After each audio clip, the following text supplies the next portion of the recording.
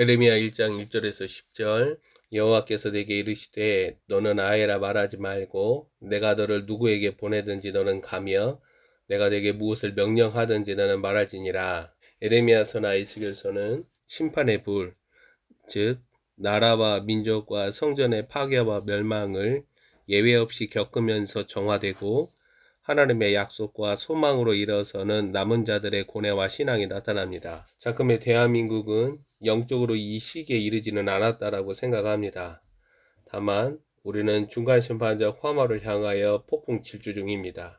땅의 현실에서 하나님 나라 불씨가 거의 꺼져가는 혼돈과 암흑의 때에 하나님의 영의 강습으로 일어나는 믿음의 사람들의 분투는 굵직하게 드러납니다. 성도는 이제 한국 땅에서 거짓 교회, 시민 종교를 분별하며 싸워야 합니다. 종교 바벨론으로 진화하는 그리스도가 없는 기독교 신앙 가운데 오직 하나님의 힘으로 영적인 지혜와 총명으로 성도는 강하여집니다. 하나님의 임재 가운데 거하며 날마다 자기 부인, 자기 십자가를 지는 그 내 안에 그리스도의 생명이 증가하는 경험으로 자신을 압박합니다.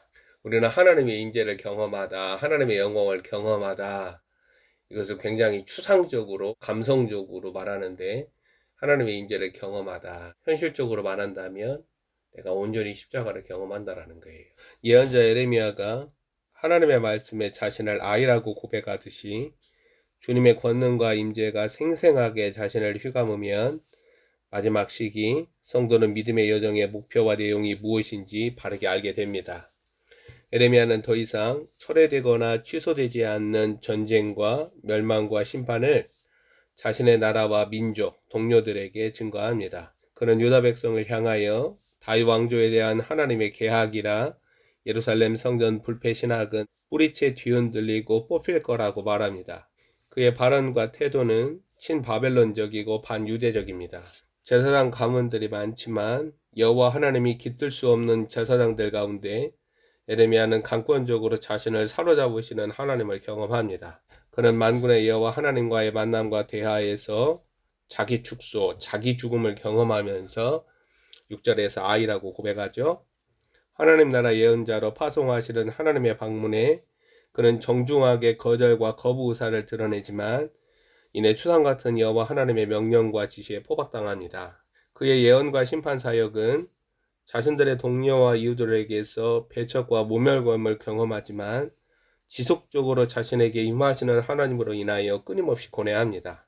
예레미야는 요동하지 않고 견고하다고 믿는 모든 것들이 다 흔들리며 무너져 내리는 때가 자신의 세대임을 하나님의 방문과 파송으로부터 알게 됩니다. 자신의 입을 가지고 자신의 의지대로 말하는 세대 가운데서 자신의 입에 여호와 하나님이 친히 넣어주시는 말들과 예언들로 제어당하는 경험이 에레미야에게서 발생합니다. 거기에서 나오는 말들은 자신의 의지나 이성이나 감정을 따라 바라는 언어가 아니라 여호와 하나님의 최후 통첩이나 경고의 말들이 됩니다. 우리가 1절을 읽어보면 에레미야의 말이라, 19절에서는 여호와의 말이니라. 1절과 19절 에레미야 말의 그 출처와 배후가 여호와 하나님이 바라신 말들이라는 증거로 나타납니다. 이는 1절의 직설적인 표현이 불러일으키는 오해나 반박을 차단하면서 소명사건으로 이어집니다. 에레미야는 하나님의 계획과 작정을 5절에 나타난 대로 자신의 의지나 결단이나 서원이 아닌 주권적인 하나님의 부르심과 피파송의식에 묶여 하나님 나라 예언자 사명을 짊어집니다. 그에게 하나님의 부담, 하나님의 짐이 놓이게 됩니다. 5절 내가 너를 모태에 짓기 전에 너를 알았고 내가 배에서 나오기 전에 너를 성별하였고 너를 여러 나라의 선지자로 세웠노라 하시기로. 알파와 오메가 하나님은 이와 같이 항상 자신의 종들을 자신의 의지대로 부르셔서 파송하시고 사용하십니다. 그리고 6절을 보면 자신을 아이라 말하면서 거절 의사를 드러내는 에레미야에게 7절 하나님의 추상 같은 명령과 지시를 증거합니다. 여호와께서 내게 이르시되 너는 아이라 말하지 말고 내가 너를 누구에게 보내든지 너는 가며 내가 내게 무엇을 명령하든지 너는 말할지니라. 7절은 에레미야의 발걸음을 유다 중앙 정치 권력, 예루살렘 성전 중심의 권력을 향하는 가능성과 현실로 열어놓습니다. 하나님의 경고와 책망과 심판은 신분의 높고 낮음과 상관없이 누구에게든지 향하며 민족들과 나라들을 겨냥합니다. 지금은 대한민국의 이틀막법으로 인하여서 예언자적 목소리를 바라는 하나님의 메신저들, 하나님의 도구들이 아예 나타나지 않고 있죠. 그래서 주님이 언약의 사자들을 나라들, 민족들 위해 일으키시는 거예요. 짓지 못하는 개, 벙어리들, 그리고 자기 종교 본산지 유지 존속을 위하여서 힘쓰는 자들은 마지막 때 하나님의 종들이 아니에요. 이렇게 예언자는 하나님의 열린 입과 같은 역할을 감당하기에 증거되는 메시지로 인하여 파장과 후폭풍을 경험하게 됩니다. 예레미야는 중앙성소 출신의 권력과 인맥의 주류파가 아닙니다. 아버지가 총회장을 했다, 아버지가 신학자다, 그리고 아버지가 개척을 해서 목회를 이루어 가지고 세습을 하고 거기서 목사가 되어서 교회 정치나 목회 인맥에서 탄탄하게 보장된 그런 사람이 아니라는 거예요. 1절을 보면 베냐민 땅 아나돗의 제사장이라는 말은 비주류 나사렛 출신이라는 표현과 다르지 않습니다.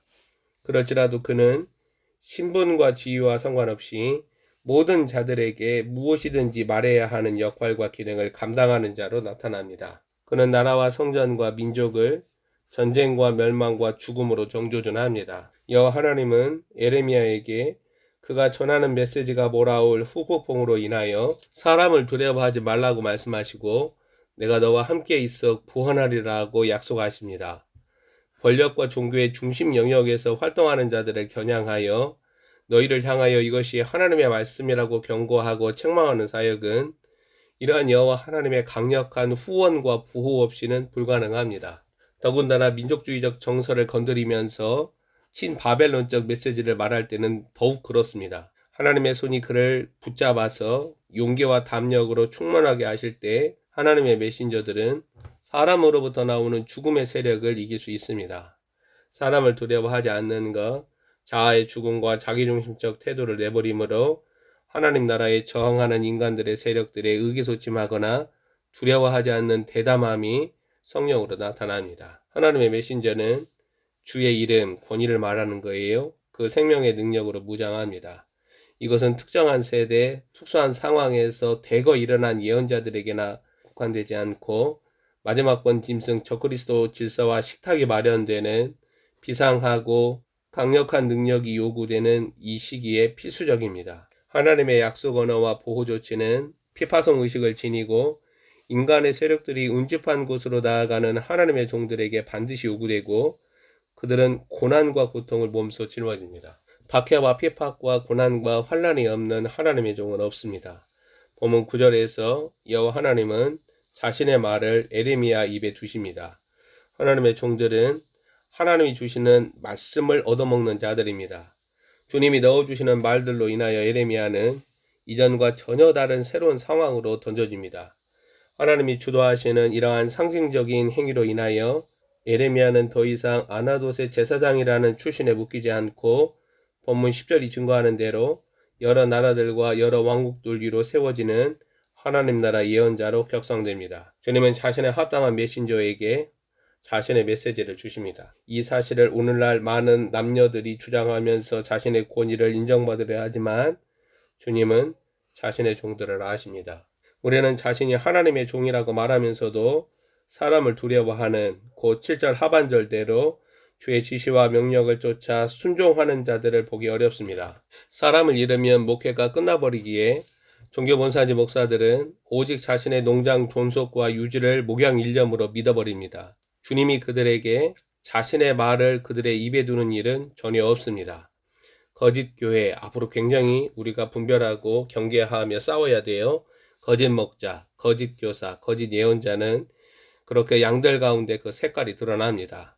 본문 9절 10절 여호와께서 그의 손을 내밀어 내 입에 대시며 여호와께서 내게 이르시되 보라 내가 내 말을 내 입에 두었노라. 보라 내가 오늘 너를 여러 나라와 여러 왕국 위에 세워 내가 그것들을 뽑고 파괴하며 파멸하고 넘어뜨리며 건설하고 심게 하였느니라 하시니라.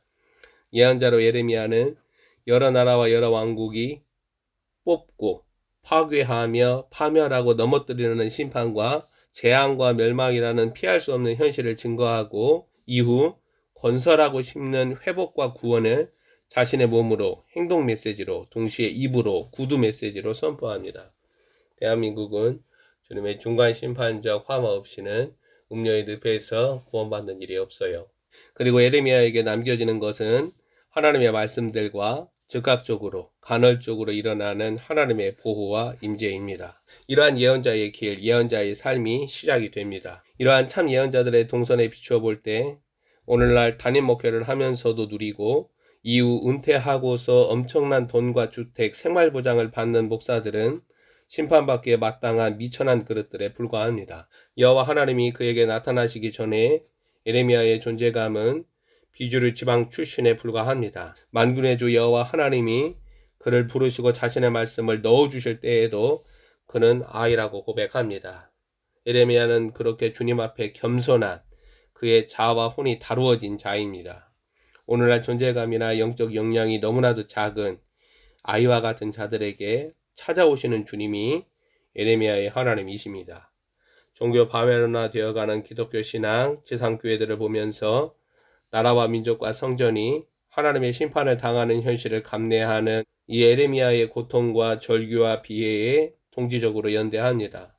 그러면서도 우리는 하나님 나라 예언자들의 동아리에 가담하는 신앙을 준비합니다. 주님은 어린아이들의 입술을 열어 대적의 문을 파하시는 사역에 자신을 기꺼이 내어드리는 자들을 찾으십니다. 10대, 20대들은 하나님의 전사들로 일어나서 주가 오시는 길을 예비하는 하나님의 그릇들로 준비되라는 거예요. 하나님 나라 권능과 역사의 동선은 모태에서 짓기 전부터 부르시고 이끄시는 우리 주 예수 그리스도의 손에 붙들려 있으며 주님의 부르심과 방문에서 결정적으로 일어납니다. 지금 주님은 자신의 메신저를 본문 7절, 8절 이 하나님의 명령과 약속의 담지자로 준비시킵니다.